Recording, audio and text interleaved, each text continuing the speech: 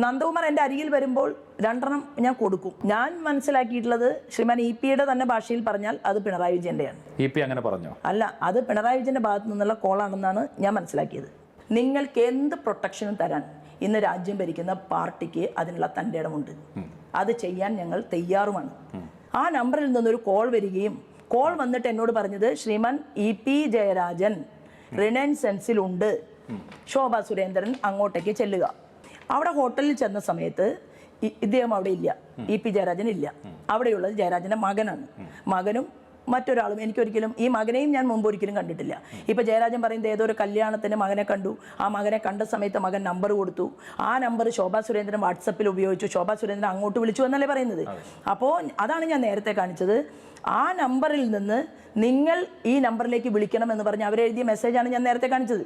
Okay, അവിടെ ചെന്ന സമയത്ത് ഞാൻ പറഞ്ഞു എന്നെ അടിയന്തരമായിട്ട് നിങ്ങളുടെ അച്ഛനെ എനിക്ക് കാണേണ്ടതുണ്ട്. നമസ്കാരം. ശോഭാ സുരേന്ദ്രനും ഇ.പി ജയരാജനും ദല്ലാൽ നന്ദകുമാറും ഒക്കെയാണ് ഇപ്പോൾ വാർത്തകളിൽ സജീവമായി നിൽക്കുന്നത്. ഇ.പിയുടെ BJP രാഷ്ട്രീയ പ്രവേശം തന്നെയാണ് വിഷയം. ഇ.പി ശോഭാ സുരേന്ദ്രനുമായുള്ള ചർച്ച നടത്തിയെന്ന വാർത്തകളെ തള്ളുമ്പോൾ അതിലേറെ ശക്തമായി രംഗത്ത് വരികയാണ് ശോഭാ സുരേന്ദ്രൻ ചർച്ച നടത്തിയെന്നും 3-4 തവണ ചർച്ച നടത്തിയെന്നും അതിന് പിന്നണിയിൽ പ്രവർത്തിച്ചത് ദല്ലാൽ നന്ദകുമാറുമാണെന്നും ഉറപ്പിച്ചു പറയുന്നു. ഡൽഹിയിലെ ലളിത് ഹോട്ടലിൽ വെച്ച് ഇ.പിക്ക് വന്ന ആ ഫോൺ സന്ദേശമാണ്, ആ ഫോൺ കോളാണ് ഇ.പിയെ പിറ്റേ ദിവസം നടക്കാനിരുന്ന BJP പ്രവേശനത്തിൽ നിന്ന് പിന്മാറ്റം ഉണ്ടാക്കാൻ കാരണമായതെന്നും ശോഭാ സുരേന്ദ്രൻ വെളിപ്പെടുത്തുന്നു. ദല്ലാൽ നന്ദകുമാറുമായി ഉള്ള ബന്ധത്തിനെ കുറിച്ചുമെല്ലാം അവർ വ്യക്തമായി തന്നെ മറുപടി പറയുന്നുണ്ട്. ഏഷ്യാനെറ്റിന്റെ പോയിന്റ് ബ്ലാങ്കിലാണ് അവർ ഇക്കാര്യങ്ങൾ വെളിപ്പെടുത്തുന്നത്. ദല്ലാൽ നന്ദകുമാറിനെ കണ്ടാൽ അയാൾക്ക് 2 എണ്ണം ഞാൻ കൊടുത്തിട്ടേ ഇനി സംസാരിക്കൂ എന്നുകൂടി ശോഭാ സുരേന്ദ്രൻ പറഞ്ഞു വയ്ക്കുന്നുണ്ട്. TPA 51 വെട്ടുവെട്ടിക്കൊന്ന ജയകൃഷ്ണൻ മാസ്റ്ററെ വെട്ടിക്കൊന്ന പാർട്ടിയാണിത്. അപ്പോൾ സ്വാഭാവികമായും ഇ.പിക്ക് വന്ന ഫോൺ കോളിൽ ഭയപ്പെട്ടെങ്കിൽ അതിൽ മറ്റൊന്നും പറയാനേ ഇല്ല. അത്രമാത്രം ഇ.പി ഭയന്നിരുന്നു അന്ന് ആ ഫോൺ കോളിനെ തുടർന്ന്. പിന്നീടും ഇ.പി അതേ പോയിന്റിൽ നിൽക്കുകയാണ് എന്ന് പറഞ്ഞാണ് ദല്ലാൽ നന്ദകുമാർ വിളിക്കുന്നതും പിന്നീട് തൃശൂർ രാമനിലയത്തിൽ വെച്ച് ചർച്ച നടത്തുന്നതും. ഇപ്പോൾ എന്നെ കണ്ടിട്ടില്ല, അറിയില്ല എന്ന് പറയുന്നത് നിലനിൽപ്പിന്റെ ഭാഗമായിരിക്കാം എന്നുകൂടി പറഞ്ഞു വയ്ക്കുന്നുണ്ട് ശോഭാ സുരേന്ദ്രൻ. ശോഭാ സുരേന്ദ്രന്റെ മറ്റു വെളിപ്പെടുത്തലുകൾ കൂടി പോയിന്റ് ബ്ലാങ്കിലുണ്ട്. ആ വെളിപ്പെടുത്തലുകളിലേക്ക് ഇ.പി ജയരാജൻ 3 തവണ ശോഭാ സുരേന്ദ്രനുമായി ചർച്ച നടത്തിയിട്ടുണ്ട്. 3 തവണ. ആദ്യം ഈ നന്ദകുമാർ എന്ന് പറയുന്ന ദല്ലാൽ നന്ദകുമാർ എന്ന് പറയുന്ന നന്ദകുമാർ എന്നെ കാണാൻ വേണ്ടി 2 തവണ വടക്കാഞ്ചേരിയിലെ ഓട്ടുപാറയിലെ എൻ്റെ ചേച്ചിയുടെ മകൻ്റെ വീട്ടിലാണ് വരുന്നത്. ആദ്യത്തെ തവണ വന്നപ്പോൾ തന്നെ എന്നെ കാണാൻ വന്നതിൻ്റെ കാരണം എന്നോട് രേഖപ്പെടുത്തി. എന്നോട് പറഞ്ഞത് ശ്രീമാൻ ഇ.പി ജയരാജന് പാർട്ടിക്കകത്ത് ഒരുപാട് പ്രശ്നങ്ങളുണ്ട്. ശ്രീമാൻ ഇ.പി ജയരാജന് താല്പര്യമുണ്ട് BJPയിൽ ചേരാൻ എന്ന് പറഞ്ഞ സമയത്ത് സത്യത്തിൽ ഞാൻ വിശ്വസിച്ചില്ല. സത്യത്തിൽ ഞാൻ വിശ്വസിക്കാത്തത് കൊണ്ടും ഈ വ്യക്തിയെ എനിക്ക് യാതൊരു തരത്തിലുള്ള പരിചയമില്ലാത്തതുകൊണ്ടും ഈ വ്യക്തി പറയുന്നത് ശരിയാണോ എന്ന് പരിശോധിക്കേണ്ട ഒരു ബാധ്യത എനിക്കുണ്ട്. ഞാൻ പറഞ്ഞു അങ്ങനെയാണെങ്കിൽ എനിക്ക് നേരിട്ട് ശ്രീമാൻ ഇ.പി ജയരാജനുമായിട്ട് കാണണം. എന്നാൽ ആദ്യ തവണ വന്നു, അവിടെ ഇരുന്നുകൊണ്ട് ശ്രീമാൻ ഇ.പി ജയരാജനെ ഫോണിൽ വിളിച്ചു. ഫോണിൽ ജയരാജനെ കിട്ടുന്നില്ല. എവിടെ പോയിരുന്നു? ഈ വീട്ടിൽ എൻ്റെ അരികിലിരുന്നു കൊണ്ട് അതെ ശ്രീമാൻ ജയരാജനെ ഫോണിൽ വിളിക്കുന്നു. നന്ദകുമാർ വിളിക്കുന്നു, ഫോണിൽ കിട്ടുന്നില്ല. അത് കഴിഞ്ഞ് വീണ്ടും ഒരു 2 ആഴ്ചയ്ക്ക് ശേഷം വീണ്ടും വരുന്നു. വീണ്ടും വന്നതിന് ശേഷം പറയുന്നു അദ്ദേഹം വെയിറ്റിങ്ങിലുണ്ട്, കോൾ വെയിറ്റിങ്ങിലുണ്ട്, ഞാൻ വിളിച്ച് അദ്ദേഹത്തിന് പറയാനുള്ള കാര്യങ്ങൾ കേൾപ്പിക്കും എന്ന് പറയുകയാണ്. ഈ ആവശ്യപ്പെട്ടതിൻ്റെ അടിസ്ഥാനത്തിൽ 2 തവണ കഴിഞ്ഞപ്പോൾ 2 തവണ നന്ദകുമാർ വന്നതിന് ശേഷം എനിക്ക് മനസ്സിലായി, ഫോണിൽ നിന്ന് അദ്ദേഹത്തിൻ്റെ മറുപടിയിൽ നിന്ന് എനിക്ക് മനസ്സിലായി ഇദ്ദേഹം തീരുമാനിച്ചുറപ്പിച്ചിട്ടുള്ള ഒരാളാണ്. അദ്ദേഹം പറയുന്ന വാക്കുകൾ കേട്ടാൽ നമുക്ക് മനസ്സിലാവും. എന്തായാലും ഇനി ഡ്യൂപ്ലിക്കേറ്റും ഒരു മൊഡ്യൂൾ ഉണ്ടാക്കിയിട്ടൊന്നും ജയരാജൻ്റെ ശബ്ദം അനുകരിക്കേണ്ട കാര്യം ആ സമയത്ത് നന്ദകുമാറിനില്ല. അത് കഴിഞ്ഞതിന് ശേഷം നന്ദകുമാറിൻ്റെ വീട്ടിൽ വെണ്ണലയിലെ വീട്ടിലാണ് ഇ.പി ജയരാജനും ഞാനും ആദ്യമായിട്ട് കാണുന്നത്. അത് 2023 2023 ജനുവരി മാസം. ജനുവരി മാസത്തിൻ്റെ ആദ്യ സമയത്ത് ആ വീട്ടിൽ വരുന്നു, കാണുന്നു. അവിടെ വെച്ച് ഒരു 10 മിനിറ്റിൽ താഴെ സമയം ഞങ്ങൾ ഒരുമിച്ച് കാണുന്നു. അദ്ദേഹത്തിന് പറയാനുള്ളത് ഞാൻ കേട്ടു. അവിടെ നിങ്ങൾ ഇരിക്കെ ജയരാജൻ അവിടേക്ക് വന്നതാണോ, അല്ലെ ജയരാജനാണ് ശ്രീമാൻ EP ജയരാജൻ ഇരിക്കുമ്പോൾ എന്നെ ആദ്യം നന്ദകുമാർ ഇരുത്തിയത് അമ്മയുടെ അരികിലാണ്. 2 വീടായിട്ടാണ് അവിടെ കൺസ്ട്രക്ട് ചെയ്തിരിക്കുന്നത്. അപ്പോൾ അമ്മയുടെ അരികിൽ എന്നെ ഇരുത്തി, സമയമായപ്പോൾ എന്നെ വിളിച്ചു. അത് കഴിഞ്ഞ് വീണ്ടും അമ്മയുടെ അരികിലേക്ക് എന്നെ കൊണ്ടുവന്നു. പിന്നീട് അവർ സംസാരിച്ച് എന്താണെന്ന് ഞാൻ കേട്ടിട്ടില്ല. 10-20 മിനിറ്റോളം ഞാൻ അമ്മയുടെ അരികിൽ വീണ്ടും ഇരുന്നിട്ടാണ് ഞാൻ തിരിച്ചിറങ്ങി പോരുന്നത്. അപ്പോൾ അവിടെ വെച്ചുകൊണ്ട് തന്നെ വളരെ ക്രിസ്റ്റൽ ക്ലിയർ ആയിട്ട് അദ്ദേഹം സംസാരിച്ചതാണ്. എന്താണ് പറഞ്ഞത്? ഭാരതീയ ജനതാ പാർട്ടിയിലേക്ക് അദ്ദേഹത്തിന് ജോയിൻ ചെയ്യാനുള്ള താല്പര്യമുണ്ട്. കാരണവും അദ്ദേഹം പറഞ്ഞു. അതായത് എന്നേക്കാൾ എത്രയോ ജൂനിയർ ആയിട്ടുള്ള ഗോവിന്ദൻ മാസ്റ്റർക്ക് ഈ സംസ്ഥാന സെക്രട്ടറിയുടെ പദവി, മാർക്സിസ്റ്റ് പാർട്ടിയുടെ സംസ്ഥാന സെക്രട്ടറി പദവി കൊടുത്തതിൽ ശ്രീമാൻ ജയരാജന് അമർഷമുണ്ടായിരുന്നു, വേദനയുണ്ടായിരുന്നു. വെണ്ണലയിലെ വീട്ടിലെ ചർച്ചയിൽ തീരുമാനിക്കുന്നത് ഡൽഹിയിലേക്ക് പോകാനുള്ള ഡേറ്റാണ്. ശ്രീമാൻ EP ജയരാജൻ എന്താണ് പറയുന്നത്? ഞാൻ ഇതുവരെ ഡൽഹിയെ കണ്ടിട്ടില്ല എന്നാണ് അദ്ദേഹം പറയുന്നത്. ഞാൻ യാത്രകളെ ചെയ്തിട്ടില്ല എന്നാണ്. കഴിഞ്ഞ 2.5 കൊല്ലം പോയിട്ടില്ല എന്നേ അദ്ദേഹം പറഞ്ഞിട്ടുള്ളൂ. ആണ്. വെണ്ണലയിലെ വീട്ടിലെ ചർച്ചയിൽ ഡൽഹിയിൽ പോകാൻ തീരുമാനിച്ചിരുന്നു. അല്ല, വെണ്ണലയിലെ വീട്ടിലെ ചർച്ചയിൽ ഡൽഹിയിലേക്ക് പോകാനുള്ള ഡേറ്റ് തീരുമാനിച്ചിട്ടുണ്ടായിരുന്നില്ല. ഡേറ്റ് തീരുമാനിച്ചത് ആരാണ്? നന്ദകുമാറാണ്. നന്ദകുമാർ ഡേറ്റ് തീരുമാനിക്കുകയും നന്ദകുമാർ തന്നെയാണ് ഒരാഴ്ചക്കാലം എന്നോട് ഡൽഹിയിൽ ഉണ്ടാകണം എന്ന് പറയുന്നത്. ഈ ജനുവരി മാസം 2023 ജനുവരി ഒരാഴ്ചക്കാലം ഞാൻ ഡൽഹിയിൽ നിൽക്കുന്നു. ഈ ചർച്ചയ്ക്ക് ശേഷം ഡൽഹിയിലേക്ക് വരുമ്പോഴും വന്നിറങ്ങുന്ന സമയം പോലും ഏത് എയർപോർട്ടിൽ നിന്ന് ഏത് എയർപോർട്ടിലേക്കാണ് വരുന്നത് എന്ന് എന്നോട് മറച്ചു വെക്കുകയാണ്. അതിനുശേഷം ഡൽഹിയിലെ ലളിത് ഹോട്ടലിൽ ഞാനും ജയരാജനും ശ്രീമാൻ EP ജയരാജനും നന്ദകുമാറും ഇരിക്കുന്നു. ഡൽഹിയിൽ ഈ ചർച്ചയ്ക്കായിട്ട് ഇരിക്കുന്നു. ചർച്ചയ്ക്കായിട്ട് അതിനുശേഷം എപ്പോഴാണ് ഡൽഹിയിലെ ലളിത് ഹോട്ടലിൽ അവിടെ CCTV ഉണ്ടാവുമല്ലോ. അവിടെ തെളിയിക്കേണ്ട ബാധ്യത ആർക്കാണ്? ഞാൻ പറയുന്നത്, നിങ്ങൾ ശ്രീമാൻ EP ജയരാജൻ പറഞ്ഞത് നിങ്ങൾക്ക് വിശ്വസിക്കാമെങ്കിൽ കേരളത്തിൽ പൊതുപ്രവർത്തനം നടത്തുന്ന ശോഭാ സുരേന്ദ്രൻ പറയുന്നത് എങ്ങനെയാണ് മാധ്യമങ്ങൾ വിശ്വസിക്കാതിരിക്കുക? അപ്പോൾ ശരി, അവിടുത്തെ ദില്ലിയിലെ ലളിത് ഹോട്ടലിൽ ജയരാജനൊപ്പം ഇരുന്നിട്ടുണ്ട്. അതായത് ഇവിടുത്തെ ചർച്ചയുടെ തുടർച്ചയായിട്ടാണ് അവിടെ എത്തിയത്. നന്ദകുമാറിനൊപ്പമാണ് ജയരാജൻ വന്നത്. എന്നിട്ട് അവിടെ വെച്ച് എന്ത് ചർച്ചയാണ് നടന്നത്? അല്ല, അവിടെ വെച്ച് ചർച്ചയല്ല, BJPയിൽ ജോയിൻ ചെയ്യിക്കുന്നു. പിറ്റേ ദിവസം അതായിരുന്നു തീരുമാനം. ഏറ്റവും പ്രധാനപ്പെട്ട ആളെ കാണുന്നു. അവിടെ വെച്ചാണ് ജയരാജന് ഫോൺ വരുന്നത്. അത് ഏത് മാസം, ഏത് തീയതി എന്ന് ഓർക്കാൻ പറ്റുന്നു? എനിക്കറിയാം. ജനുവരി മാസത്തിൽ അവസാന ഘട്ടത്തിൽ ഇദ്ദേഹത്തിന് ഈ ചർച്ചയുമായി ബന്ധപ്പെട്ടുകൊണ്ട് ഫോൺ വരുന്നു. ഈ ഹോട്ടലിലിരിക്കുകയാണ്. ഞങ്ങൾ ഒരുമിച്ചിരിക്കുന്നു. അത് കഴിഞ്ഞ് അവിടെ എത്തുന്നത് വരെ പറയുന്നുണ്ട്, ഒരു കാരണവശാലും എൻ്റെ അരികിൽ ശോഭ ഇരിക്കാൻ പാടില്ല. പക്ഷേ ശോഭാ സുരേന്ദ്രൻ വളരെ വ്യക്തമായി പറഞ്ഞു, ഇദ്ദേഹം എൻ്റെ അരികിൽ ഇരുന്നാൽ മാത്രമേ എനിക്ക് മുകളിലേക്ക് റിപ്പോർട്ട് കൊടുക്കാൻ പറ്റൂ. അത് കഴിഞ്ഞ് ഫോൺ വന്ന് പരിഭ്രാന്തനായിട്ട് എണീറ്റ് പോയിട്ടുള്ള ആള് പിന്നീട് തിരിച്ചു വന്നിട്ട് പറയുന്നത്, ഈ ഡേറ്റ് നമുക്ക് നീട്ടിവെക്കണമെന്നാണ്. ഈ ഡേറ്റ് നീട്ടിവെക്കണം എന്നാണെങ്കിൽ, ഇത്രയും ഭയപ്പാടുണ്ടെങ്കിൽ എന്തിനാണ് ശോഭാ സുരേന്ദ്രൻ എന്ന് പറയുന്ന ഒരു സ്ത്രീയോട് 2 തവണ ചർച്ച നടത്തിയത്? അതായത് അടുത്ത ദിവസം BJPയിലേക്ക് ജോയിൻ ചെയ്യാനാണ് ഡൽഹിയിൽ വന്നത്. തീരുമാനമെടുത്തുകൊണ്ടാണ് വന്നത്. പക്ഷേ ഒരു ഫോൺ കോളിൽ അദ്ദേഹം ഭയപ്പെടുന്നു. അതുകൊണ്ടാണ് ഞാൻ പത്രസമ്മേളനത്തിൽ പറഞ്ഞത്, ജയരാജനെ കൃത്യമായിട്ട് ഭീഷണിപ്പെടുത്തിക്കൊണ്ട് കേരളത്തിൽ മാർക്സിസ്റ്റ് പാർട്ടിയുടെ നേതൃത്വം ഇടപെട്ടിട്ടുണ്ട്. അതായത് BJPയിലേക്ക് ചേരുന്നതിനെ തടഞ്ഞു. അത് എങ്ങനെയാണ് ഇത്ര രഹസ്യമായി നിങ്ങൾ നടത്തിയ ഒരു ചർച്ചയിൽ അദ്ദേഹം ദില്ലിയിൽ വന്ന കാര്യം CPM നേതൃത്വം അറിഞ്ഞത്? അത് EP ജയരാജൻ മനസ്സിലാക്കേണ്ടത്, നേരത്തെ മുഖ്യമന്ത്രി പറയുന്നത് പോലെ കൂടെ കൊണ്ട് നടക്കുന്നവരെയും സൂക്ഷിക്കണം.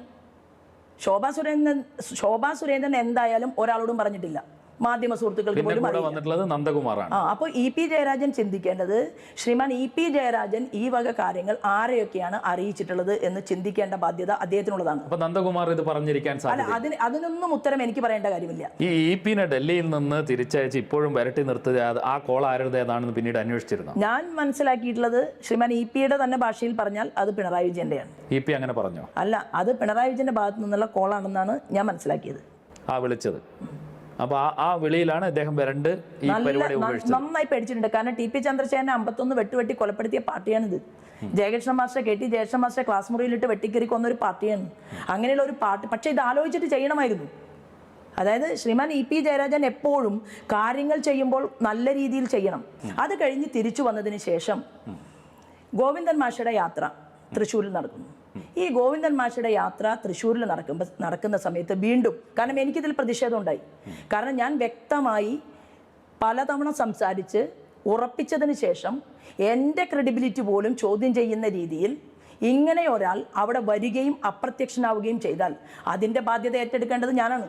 അദ്ദേഹം അന്ന് തന്നെ മടങ്ങിപ്പോയി. അതിനെ എനിക്ക് അന്വേഷിക്കേണ്ട ആവശ്യമില്ല. ഞാൻ അതോടുകൂടി അദ്ദേഹത്തിനെ കുറിച്ച് പിന്നെ ചിന്തിക്കുന്നതേ ഇല്ല. അത് കഴിഞ്ഞതിന് ശേഷം വീണ്ടും 3-4 തവണയായിട്ട് ഈ നന്ദകുമാർ കോണ്ടാക്ട് ചെയ്തു.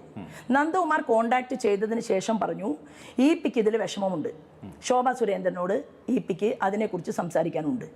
ഇ പി ഇപ്പോഴും അതേ പോയിന്റിൽ തന്നെ നിൽക്കുകയാണ്. ഗോവിന്ദൻ മാഷ് തൃശ്ശൂരിൽ തേക്കുംകാട് മൈതാനിയിൽ പ്രസംഗിക്കാൻ വരുന്ന ദിവസം എന്നോട് നന്ദകുമാർ പറയുന്നു, നിങ്ങൾ രാമനിലയത്തിൽ ഒരു റൂം ബുക്ക് ചെയ്യണം. രാമനിലയത്തിലെ റൂം ബുക്ക് ചെയ്യണം. ഈ രാമനിലയത്തിലെ റൂം ബുക്ക് ചെയ്യുന്ന സമയത്ത് ലെഡ്ജറിൽ ഒപ്പിട്ടിട്ടുള്ളത് ഞാനാണ്. ശോഭാ സുരേന്ദ്രന്റെ പേരിലാണ് മുറി ബുക്ക് ചെയ്യുന്നത്. അവിടെ മുറി ബുക്ക് ചെയ്തത്. അപ്പോൾ അവിടുത്തെ ലെഡ്ജറിൽ ആ തെളിവുണ്ടാകും. ആ തെളിവുണ്ടാവും. അവിടുത്തെ CCTV ക്യാമറയിൽ ഉണ്ടാവും. ജാഥ തൃശ്ശൂരിലെത്തിയ ദിവസമായതുകൊണ്ട് ആ കൃത്യമായ ദിവസവും അല്ല, ജയരാജൻ വരുന്നതും ശോഭാ സുരേന്ദ്രൻ വരുന്നതും നന്ദകുമാർ വരുന്നതും എല്ലാം തന്നെ CCTV ക്യാമറയിൽ ഉണ്ടാവും. ഉണ്ടായി എന്നുള്ളത് കൊണ്ട് BJP-യിലേക്ക് ചേക്കാറാനുള്ള ചർച്ചക്കാണ് വന്നതെന്ന് എങ്ങനെയാണ് നമ്മൾ അത് ഉറപ്പിക്കാൻ കഴിയും? ശോഭാ സുരേന്ദ്രൻ ബുക്ക് ചെയ്ത റൂമിലേക്ക് ശ്രീമാൻ ഇ പി ജയരാജൻ വരേണ്ട കാര്യമില്ലല്ലോ. ഇ പി ജയരാജൻ പക്ഷേ ഇന്ന് കഴിഞ്ഞ ദിവസം നിഷേധിച്ചിരിക്കുന്നു. ഞാൻ അങ്ങനെ രാമനിലയത്തിൽ ശോഭാ സുരേന്ദ്രന്റെ മുറിയിലേക്കേ പോയിട്ടില്ല. ഇ പി ജയരാജൻ നിഷേധിച്ചാൽ സത്യമല്ലാതാവും. ഇ പി ജയരാജൻ നിഷേധിച്ചാൽ സത്യമല്ലാതാവില്ലല്ലോ. ശോഭാ സുരേന്ദ്രനെ മുറിയിൽ വന്ന് കണ്ടിട്ടുണ്ട്. മുറിയിൽ വന്ന് അപ്പോൾ മുറിയിൽ 20 മിനിറ്റിലധികം ഞാൻ കാത്തിരുന്നു. 20 മിനിറ്റിലധികം ഞാൻ റൂമിൽ ഇരിക്കുന്ന സമയത്ത് ഞാൻ നന്ദകുമാറിനോട് പറഞ്ഞു നിങ്ങൾ ഫോൺ ചെയ്യണം. നന്ദകുമാർ ഫോൺ ചെയ്തു. നന്ദകുമാർ ഫോൺ ചെയ്ത സമയത്ത് അദ്ദേഹം പറയുന്നത് രാധാകൃഷ്ണൻ മിനിസ്റ്റർ പുറത്ത് നിൽക്കുന്നുണ്ട്, രാധാകൃഷ്ണൻ മിനിസ്റ്റർ പോയാൽ മാത്രമേ എനിക്ക് അങ്ങോട്ടേക്ക് വരാൻ പറ്റൂ. അപ്പം ഇത് നന്ദകുമാർ പറയുന്നത് കാരണം ഡൽഹിയിൽ പോയി ഇത്തരമൊരു സാഹചര്യം ഉണ്ടായ ഒരാളാണ്. അതുകൊണ്ട് ഞാൻ ഇദ്ദേഹത്തിനോട് പറഞ്ഞു എനിക്കിതൊന്ന് നോക്കണം, പുറത്ത് അങ്ങനെ രാധാകൃഷ്ണൻ മിനിസ്റ്റർ ഉണ്ടോ, അതുകൊണ്ടാണോ വരാത്തത്. അങ്ങനെ ഞാൻ കോറിഡോറിലേക്ക് അവിടെ തന്നെ റിസപ്ഷൻ്റെ അടുത്തേക്ക് ഞാൻ ചെല്ലുമ്പോൾ രാധാകൃഷ്ണൻ മിനിസ്റ്ററും അതുപോലെ തന്നെ അദ്ദേഹത്തിൻ്റെ സെക്യൂരിറ്റി പോലീസ് ഓഫീസേഴ്സും എല്ലാം അവിടെയുണ്ട്. ഞാൻ രാധാകൃഷ്ണൻ സാറിനോട് നമസ്കാരം പറയുന്നു, അദ്ദേഹം എന്നോട് നമസ്കാരം പറയുന്നു. ഞാൻ തിരിച്ചു മുറിയിലേക്ക് വരുന്നു. അത് കഴിഞ്ഞ് രാധാകൃഷ്ണൻ സാറ് പോയിട്ടാണോ രാധാകൃഷ്ണൻ സാർ ഏതെങ്കിലും റൂമിലേക്കാണോ കയറിയത് എനിക്കറിയില്ല. അത് കഴിഞ്ഞപ്പോഴാണ് ശ്രീമാൻ ഇ പി ജയരാജൻ മുറിയിൽ വന്നത്. ആ മുറിയിൽ വന്ന സമയത്ത് അദ്ദേഹം പറഞ്ഞത് എനിക്ക് ആ കഴിഞ്ഞ കാര്യങ്ങളിൽ പശ്ചാത്താപമുണ്ട്, എനിക്ക് വേദനയുണ്ട്. ഞാൻ വളരെ രൂക്ഷമായിട്ട് വളരെ സ്നേഹത്തോടു കൂടിയിട്ടല്ല പെരുമാറിയിട്ടുള്ളത്, കാരണം എൻ്റെ ഒരു സ്വഭാവവും അതല്ല. അങ്ങനെ അദ്ദേഹം രണ്ടാമതും സംസാരിച്ചപ്പോൾ ഞാൻ ചോദിച്ചു നിങ്ങൾ എന്തിനാണ് ഇങ്ങനെ ഈ കാര്യത്തിൽ ഒരു തീരുമാനം എടുക്കാതെ മുന്നോട്ട് പോകുന്നത്? അതായത് ഈ മുറിയിൽ വെച്ചാണ് ഈ മുറിയിൽ വെച്ച് എന്താണ് നിങ്ങൾ തീരുമാനമെടുക്കാതെ മുന്നോട്ട് പോകുന്നത്? അപ്പോൾ അദ്ദേഹം പറഞ്ഞു എനിക്ക് എൻ്റേതായിട്ടുള്ള ചില ചുറ്റുപാടുകളൊക്കെ എനിക്ക് പരിശോധിക്കാനും എനിക്കതിൻ്റെ കുറേ കാര്യങ്ങളുണ്ട്. ശരി, അപ്പോൾ ഇപ്പോൾ കണ്ടത് എന്തിനാണ്? അപ്പോൾ അദ്ദേഹം പറഞ്ഞു അഖിലേന്ത്യാ തലത്തിൽ തീർച്ചയായിട്ടും എന്താണ് ഇപ്പോഴുള്ള എന്നെക്കുറിച്ചിട്ടുള്ള ചർച്ച എന്നറിയാൻ വേണ്ടിയിട്ടാണ് അദ്ദേഹം വന്നത്. ശരി, അപ്പം ഞാൻ ചോദിച്ചു നിങ്ങൾ ഞങ്ങളുടെ പ്രസ്ഥാനത്തിനകത്തേക്ക് വന്നാൽ നിങ്ങൾക്ക് എന്ത് പ്രൊട്ടക്ഷനും തരാൻ ഇന്ന് രാജ്യം ഭരിക്കുന്ന പാർട്ടിക്ക് അതിനുള്ള തൻ്റെ ഇടമുണ്ട്. അത് ചെയ്യാൻ ഞങ്ങൾ തയ്യാറുമാണ്. നിങ്ങൾ ചെയ്തതിനനുസരിച്ച് നമ്മൾ വീണ്ടും കാണാൻ പാടില്ലാത്തതാണ്, പക്ഷേ കണ്ടു. എന്നെ സംബന്ധിച്ച് ശോഭാ സുരേന്ദ്രനെ കണ്ടിട്ടില്ലെന്ന് ശ്രീമാൻ ഇ പി ജയരാജൻ പറയുന്നു. ശോഭാ സുരേന്ദ്രൻ പറയുന്നു ശ്രീമാൻ ഇ പി ജയരാജനെ കണ്ടിട്ടുണ്ട്, ചർച്ച നടത്തിയിട്ടുണ്ട് എന്ന് പറയുന്നു. ബാക്കി തെളിവ് ശോഭാ സുരേന്ദ്രനെ കണ്ടിട്ടില്ല എന്നും കണ്ടിട്ടുണ്ട് എന്നും തെളിവ് കൊടുക്കേണ്ട കാര്യമൊന്നുമില്ല. കേരളത്തിലെ പൊതുസമൂഹത്തിന് കാര്യമെല്ലാം മനസ്സിലായിട്ടുണ്ട്, ബോധ്യമായിട്ടുണ്ട്. അപ്പോൾ ഞാൻ പറഞ്ഞു വരുന്നത് ഉദയന്റെ നമ്പറിൽ നിന്ന് ഒരു കോൾ വരുന്നു. ഉദയൻ എന്ന് പറയുന്ന ഒരു പേരുകാരന്റെ നമ്പറിൽ നിന്ന് കോൾ വരുന്നു. ഒരു ദിവസം കോൾ വരുമെന്ന് നന്ദകുമാർ പറയുന്നു. എന്തിനാണ് കോൾ വരുന്നത്? നിങ്ങളെ 2 ദിവസത്തിനകം ജയരാജന്റെ വേണ്ടപ്പെട്ടവരുടെ സാന്നിധ്യത്തിൽ ജയരാജൻ കാണും, ഇയാൾ വിളിക്കും. ഈ തൃശ്ശൂർ നമ്മുടെ രാമനിലയത്തിലെ ചർച്ചയ്ക്ക് ശേഷമുള്ള കാര്യമാണ്. നിങ്ങൾ രാമനിലയത്തിലെ ചർച്ചയല്ല ഞാൻ പറയുന്നത്. ഞാൻ പറയുന്നത് ഡൽഹിയിൽ നിന്ന് വന്നതിന് ശേഷവും ഡൽഹിയിൽ പോകുന്നതിന് മുൻപും രാമനിലയത്തിൽ വന്നിട്ടും എല്ലാം പല ഘട്ടങ്ങളിൽ ഇദ്ദേഹം കണ്ടിട്ടുണ്ടല്ലോ. അതിലൊരു ഇൻസിഡന്റ് ആണ് ഞാൻ പറയുന്നത്. ഈ കോൾ വിളിച്ചയാൾ എന്നോട് പറയുന്നത് 2 ദിവസത്തിനകം ഈ നമ്പറിൽ നിന്ന് കോൾ വരും. ഇ പി ജയരാജൻ നിങ്ങളെ നേരിട്ട് ഒരിക്കലും വിളിക്കില്ല. ഇതാണ് നന്ദകുമാർ പറഞ്ഞത്. ശരി, ഓക്കെ, ഏത് നമ്പറിൽ നിന്ന് കോൾ വന്നാലും എടുക്കാൻ ഞാൻ തയ്യാറാണ്. ആ നമ്പറിൽ നിന്ന് കോൾ വരുമെന്ന് പറഞ്ഞ് നമ്പർ നേരത്തെ തരികയും ആ നമ്പറിൽ നിന്നൊരു കോൾ വരികയും കോൾ വന്നിട്ട് എന്നോട് പറഞ്ഞത് ശ്രീമാൻ ഇ പി ജയരാജൻ റിനൻസെൻസിലുണ്ട്, ശോഭാ സുരേന്ദ്രൻ അങ്ങോട്ടേക്ക് ചെല്ലുക. അവിടെ ഹോട്ടലിൽ ചെന്ന സമയത്ത് ഇദ്ദേഹം അവിടെ ഇല്ല, ഇ പി ജയരാജൻ ഇല്ല. അവിടെയുള്ളത് ജയരാജൻ്റെ മകനാണ്. മകനും മറ്റൊരാളും എനിക്കൊരിക്കലും ഈ മകനെയും ഞാൻ മുമ്പ് ഒരിക്കലും കണ്ടിട്ടില്ല. ഇപ്പൊ ജയരാജൻ പറയുന്നത് ഏതോ ഒരു കല്യാണത്തിന് മകനെ കണ്ടു, ആ മകനെ കണ്ട സമയത്ത് മകൻ നമ്പർ കൊടുത്തു, ആ നമ്പർ ശോഭാ സുരേന്ദ്രൻ വാട്സപ്പിൽ ഉപയോഗിച്ചു, ശോഭാ സുരേന്ദ്രൻ അങ്ങോട്ട് വിളിച്ചു എന്നല്ലേ പറയുന്നത്. അപ്പോൾ അതാണ് ഞാൻ നേരത്തെ കാണിച്ചത്. ആ നമ്പറിൽ നിന്ന് നിങ്ങൾ ഈ നമ്പറിലേക്ക് വിളിക്കണം എന്ന് പറഞ്ഞ് അവരെഴുതിയ മെസ്സേജാണ് ഞാൻ നേരത്തെ കാണിച്ചത്. ഓക്കെ, അവിടെ ചെന്ന സമയത്ത് ഞാൻ പറഞ്ഞു, എന്നെ അടിയന്തരമായിട്ട് നിങ്ങളുടെ അച്ഛനെ എനിക്ക് കാണേണ്ടതുണ്ട്. എന്തിനാണ് കാണുന്നത്? ഡൽഹിയിൽ ഒരു ചർച്ച പരാജയപ്പെടുത്തി, അത് കഴിഞ്ഞ് വീണ്ടും ഈ വിഷയവുമായി ബന്ധപ്പെട്ടുകൊണ്ട് ജയരാജൻ താല്പര്യം പ്രകടിപ്പിച്ചിട്ടുണ്ട്. ജയരാജൻ നാളെ താല്പര്യം, ഇപ്പം ജയരാജൻ പറയും, അതിനെ കൗണ്ടർ ചെയ്തുകൊണ്ട് ജയരാജൻ സംസാരിക്കും. ജയരാജനല്ല, നാളെ ആര് താല്പര്യം പ്രകടിപ്പിച്ചാലും ഭാരതീയ ജനതാ പാർട്ടിയിലേക്ക് ആളുകളുടെ ഒഴുക്കുണ്ടാവും, വരുന്ന ആളുകൾക്ക് പ്രൊട്ടക്ഷൻ ഞങ്ങൾ കൊടുക്കുമെന്നുള്ള കാര്യത്തിൽ ഒരു തർക്കവും വേണ്ട. അപ്പം 3 തവണ എന്നെ കണ്ടു. 3 തവണ കണ്ടതിന് ശേഷം ശോഭാ സുരേന്ദ്രൻ എന്ന് പറയുന്ന സ്ത്രീയെ ഞാൻ അറിയുക പോലുമില്ല. ഉമ്മൻചാണ്ടിയുടെ വീട്ടിലാണ് ഞാൻ ആദ്യമായിട്ട് ശോഭയെ കാണുന്നത് എന്ന് ഇത്രയും വർഷത്തെ പൊതുപ്രവർത്തന പാരമ്പര്യവും പരിചയവുമുള്ള ഒരാൾ പറയുക എന്ന് പറഞ്ഞാൽ ഞാൻ മനസ്സിലാക്കുന്ന മകൻ പോലും ഞാൻ ഹോട്ടൽ മുറിയിലേക്ക് കയറി ചെന്ന സമയത്ത് ഞെട്ടുകയാണ് ഉണ്ടായത്. ഇതിനൊക്കെ തെളിവുണ്ടാവുമല്ലോ. ഇപ്പോൾ ദില്ലിയിലാണെങ്കിൽ ലളിത് ഹോട്ടലിൽ അവിടുത്തെ ലെഡ്ജർ ഉണ്ട്, അവിടുത്തെ CCTV പരിശോധിക്കാം, ഇതൊക്കെ ഉണ്ട്. അവിടെ EP ജയരാജൻ അവിടത്തേക്ക് വന്നിട്ടുണ്ടെങ്കിൽ, ഫ്ലൈറ്റിന് വന്നിട്ടുണ്ടെങ്കിൽ അതിൻ്റെ ഫ്ലൈറ്റ് ടിക്കറ്റ് ഉണ്ട്, ഈ തെളിവുകൾ ഉണ്ടാവും. താങ്കൾക്കും അത് എല്ലാം പൊതുസമൂഹത്തിന് മുമ്പിൽ എത്തിക്കാം. രാമനിലയത്തിൽ വന്ന് കണ്ടെങ്കിൽ അവിടുത്തെ ലെഡ്ജറിൽ താങ്കൾ തന്നെ ഒപ്പിട്ടു, EP ജയരാജൻ വന്നതിനും അവിടെ തെളിവുണ്ടാകാം. അപ്പോൾ ഇത് എന്തുകൊണ്ടാണ് EP ജയരാജൻ ഇതെല്ലാം ഇപ്പോഴും പൂർണ്ണമായും നിഷേധിക്കുകയാണ് ചെയ്യുന്നത്? അങ്ങനെയെങ്കിൽ ഈ തെളിവ് കൊണ്ട് EP ജയരാജനെ വെല്ലുവിളിക്കാൻ കഴിയുമോ? അല്ല, എനിക്ക് എന്തിനാണ് ഞാൻ അദ്ദേഹത്തെ സ്നേഹിച്ചുകൊണ്ടാണല്ലോ പോയത്. ഞാൻ ശ്രീമാൻ EP ജയരാജനെ വെല്ലുവിളിക്കാൻ പോയതല്ല. അല്ല, EP ജയരാജൻ ഇപ്പോൾ പറയുന്നത് ശോഭാ സുരേന്ദ്രൻ അടക്കമുള്ള ആളുകളെല്ലാം ഒരു ഗൂഢാലോചനയുടെ ഭാഗമായി എൻ്റെ പേര് വലിച്ചിഴക്കുകയാണ്, BJPയിലേക്ക് പോകാൻ ഒരു തരത്തിലും ചർച്ച നടത്തിയിട്ടില്ല, ശോഭാ സുരേന്ദ്രന് ഒരു തവണ ഉമ്മൻചാണ്ടിയുടെ സംസ്കാര ചടങ്ങിൽ കണ്ട ബന്ധമേ ഉള്ളൂ, അങ്ങനെ പറയുന്ന ഒരാൾക്ക് എങ്ങനെയാണ് മറുപടി പറയുക? ഇത് ഏതെങ്കിലും ഒരു വ്യക്തി ഒരാളെ കൊല ചെയ്തിട്ട് തെളിയിക്കാൻ വേണ്ടിയിട്ട് നടത്തുന്ന ഇൻവെസ്റ്റിഗേഷൻ അല്ല. ഇത് ശോഭാ സുരേന്ദ്രൻ എന്ന് പറയുന്ന സ്ത്രീ കഴിഞ്ഞ 10-30 വർഷമായിട്ട് പൊതുപ്രവർത്തനം നടത്തിക്കൊണ്ട് മുന്നോട്ട് പോകുന്ന ഒരാൾ എന്നെ വളരെ കൃത്യമായിട്ട് ഞാൻ ദേശീയ തലത്തിൽ ഇന്ററാക്ഷൻ നടത്തിക്കൊണ്ട് ഞാൻ ചെയ്തുകൊണ്ടിരിക്കുന്ന ഒരു ജോലി, ആ ജോലിയുടെ ഭാഗമായിട്ട് ഞാൻ 3 തവണ ഒരു പൊളിറ്റിക്കൽ ലീഡറെ കാണുകയും ചർച്ച നടത്തുകയും ചെയ്തത്. ഇത് തന്നെയാണ് ജയരാജൻ പറയുന്നത്. ഇത്രയും വർഷമായി രാഷ്ട്രീയ പ്രവർത്തനമുള്ള എൻ്റെ രാഷ്ട്രീയ ജീവിതം തകർക്കാൻ ഒരു രാഷ്ട്രീയ ആരോപണം ഉണ്ടാക്കുകയും മാധ്യമങ്ങൾ അത് കൊടുക്കുകയും ചെയ്യുന്നു. അപ്പോൾ എനിക്ക് തിരിച്ച് വേണമെങ്കിൽ അവർക്ക് ജയരാജന് കേസ് നൽകാം, തിരിച്ചു നൽകാം. ഇങ്ങനെ ഒരു രാഷ്ട്രീയ ആരോപണം ഉന്നയിച്ച സ്ഥിതിക്ക് മാനനഷ്ടത്തിന് കേസ് കൊടുക്കാം. ജയരാജൻ അങ്ങനെ ചെയ്താൽ ശ്രീമാൻ ജയരാജൻ എനിക്കെതിരെ മാനനഷ്ടത്തിന് കേസ് കൊടുക്കുമെന്ന് എത്രയോ ദിവസം മുമ്പ് പ്രഖ്യാപിച്ചല്ലോ. അപ്പൊ കൊടുത്താൽ അതിനെ നേരിടാൻ ഞാൻ നേരിടല്ലോ നിയമപരമായിട്ട്. ഇതിനൊക്കെ തെളിവുണ്ട്. അല്ല, അതെല്ലാം ഞാൻ പറയാന്നേ. കേസ് കൊടുക്കാനായിട്ട് ഞാൻ EP ജയരാജനെ വെല്ലുവിളിച്ചല്ലോ. ഞാൻ എന്താ പറഞ്ഞത്? നന്ദകുമാർ ഫ്രോഡാണെന്നും വിശ്വസിക്കാൻ കൊള്ളാത്തവനുമാണെന്ന് കേരളത്തിന്റെ മുഖ്യമന്ത്രി പിണറായി വിജയൻ, നന്ദകുമാർ ഫ്രോഡ് മാത്രമാണെന്ന് ഗോവിന്ദ മാഷി. ഈ 2 പേരും പറഞ്ഞതിന് ശേഷം EP ജയരാജൻ എന്തുകൊണ്ടാണ് നന്ദകുമാറിനെതിരെ കേസ് കൊടുക്കാത്തത്? നന്ദകുമാറാണല്ലോ മാധ്യമങ്ങളോട് പരസ്യമായി പറഞ്ഞത് EP ജയരാജനും BJPയുടെ അഖിലേന്ത്യാ ലീഡറുമായിട്ട് കണ്ടുവെന്ന്, അല്ലേ? അങ്ങനെയാണെങ്കിൽ എന്തുകൊണ്ട് തൻ്റെ പൊളിറ്റിക്കൽ കരിയർ തകർക്കാൻ ശ്രമിക്കുന്ന നന്ദകുമാറിനെതിരെ എന്താണ് ശ്രീമാൻ EP ജയരാജൻ കേസ് കൊടുക്കാതിരുന്നത്? അതിനർത്ഥം എന്താണ്?